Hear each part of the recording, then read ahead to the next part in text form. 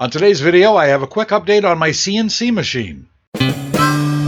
This is the Old Guy Network. Yep.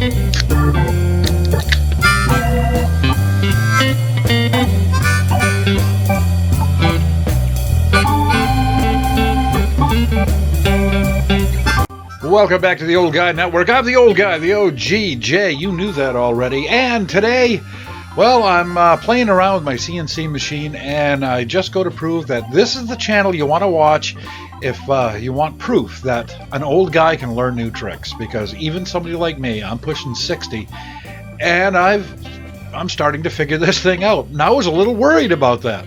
This is a kind of a sophisticated piece of machinery, you know what I'm saying? And I did the unboxing a few days ago, and I was pretty worried with all the moving parts and with CAD and CAM and G code and people are telling me all these different things. I really didn't think I was going to be able to pull this off and actually be able to use this thing. But yeah, it wasn't as bad as I thought. You know, sometimes we get in our head that things are just not for us, and we got to learn to try things and get out of your comfort zone a little bit, and that's what I've done. I've ruined some wood, I've ruined some bits, but I have learned a few things, and I'll talk a little bit more about that. I thought I'd just show you just a few seconds of this machine actually working. Yes, and as you can see, the damn thing actually works. I wasn't too sure about that, but yeah, I found out a few things right off the bat, and if you've bought one of these CNC machines or are thinking about buying one, I can probably alleviate a little bit of the pressure here. The reason I put off buying one of these for such a long time was because, well, I was a little worried about being able to run it. I looked at every video I could find on YouTube about how to use a 3018 Pro CNC machine, and all of them assumed that I knew what CAD was, or CAM, or G code, and don't assume that, because I didn't know what the heck they were talking about. I know what CAD is, computer assisted drawing. I knew what that was, but don't worry about all that. There's programs out there that you can use and get started with this machine pretty easily, and this is what I started with. It's called what is this called? Easel. Yeah, and it's actually an online program, and it's pretty cut and dry how to use it. You can get tutorials for this, but as you can see here, this is where I started, and I just kind of designed out a little sign that I was making for my dog Baxter. And after destroying, I don't know, 3, 4, 5 pieces of wood and a couple of of the bits, I was fairly successful. And look at that. My biggest problem, and this is a problem that a lot of people have, hindsight 2020, right? I've now talked to other people, and the biggest problems that they had was the depth of cut. They're trying to cut too far in, and it causes all kinds of problems with your CNC machine. The first of all, it makes a really bad noise, and then the bit falls out or the bit breaks, and yeah, it's kind of scary because those bits are pretty damn sharp. So yeah, the depth, you want to make sure that you know how to adjust the depth. This is not a how-to video. Not this one. I'm just telling you what to look for, and it should be helpful to you. But yeah, learn how to get the depth right. I think it defaulted at like 1/4 of an inch, and it was way too deep. And the bits that come with the machine were they were terrible. And I've now done a little more research, and I've ordered some other bits that I can use.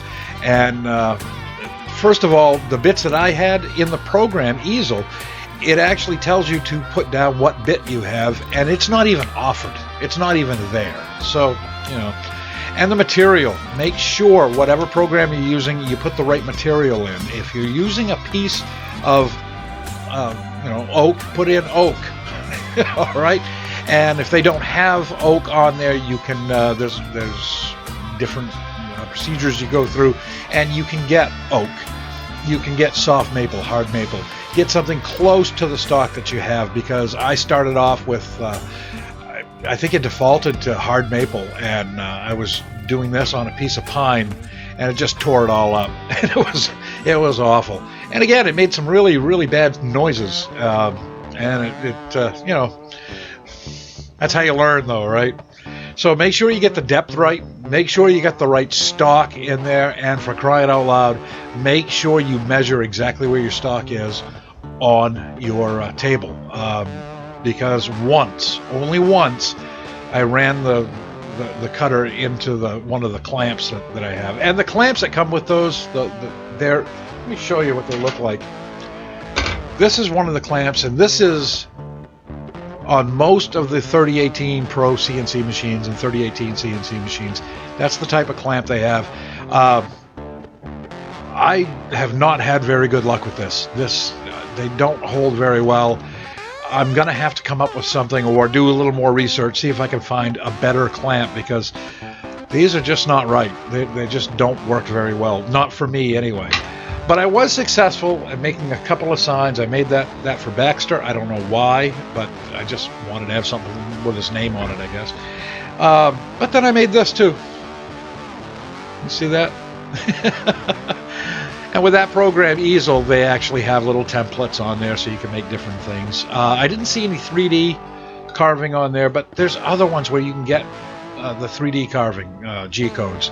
And don't worry about all that stuff. If you're an old fella like me, and you're not used to using a computer like that, you know, I use a computer all the time, but not for doing stuff like this. But I gotta say, I'm getting a lot more comfortable with it now. I hope to be able to do stuff a lot better than this, and a lot more intricate than this, and we'll see. Time will tell. But make sure you get the depth cut right. Make sure you got the stock in there right. Make sure you've got it measured out right. And, you know, don't be in a hurry. Like, I'm always in a hurry. I want to get it done now. Don't be in a hurry to learn.